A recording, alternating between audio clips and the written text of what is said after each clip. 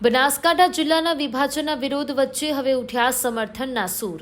સિયા ગામના ખેડૂતો વાવ થરાદ જિલ્લા રહેવાની માંગ સાથે નીકળ્યા બાઇક રેલી સાથે। તો ગામડે ગામડે લોકો બાઇકો લઈને ઉમટી રહ્યા છે। રેલીમાં તો મોટી સંખ્યામાં બાઇક રેલી સાથે ખેડૂતો પ્રાંત કલેક્ટર પહોંચી આવેદનપત્ર આપી ધાનેરાને વાવ થરાદ જિલ્લામાં સમાવેશ કરવામાં આવે તેવી માંગ સાથે આવેદનપત્ર આપશે। વાવ થરાદ જિલ્લા રહેવા માટે હવે જઈશું અમે ગાંધીનગર, આ ખેડૂતો હુંકાર કરી રહ્યા છે।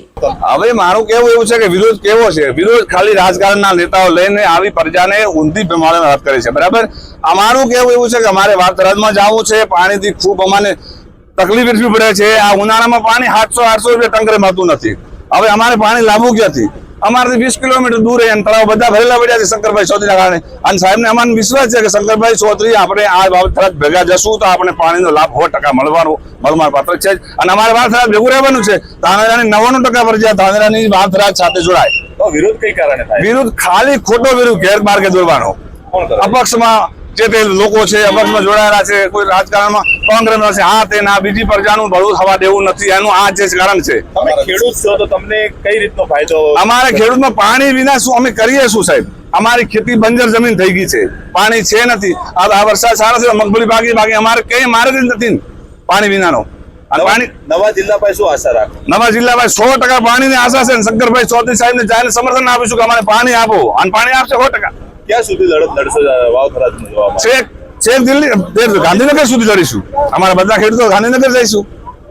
આપણો જિલ્લો કાઢવાનો મેન ઉદ્દેશ્ય એ જ છે કે હમણાં 21 તારીખે ધાનેરા બંધ ને આક્રોશ રેલીને આવું બધું કર્યું હતું।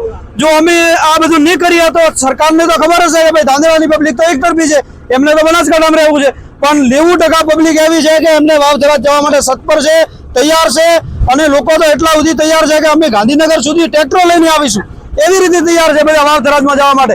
એટલે ખાલી ખોટા ભડકાઉ ભાષણ કરીને પબ્લિક એકઠી કરીને 4-5 જણાને બોલાવવું ને આ બધું કરવું એ બધું શક્ય નથી। વાવ થરાદ માટે પબ્લિક રાજી છે, અને વાવ થરાદ હશે તો જ અમારો વિકાસ થશે।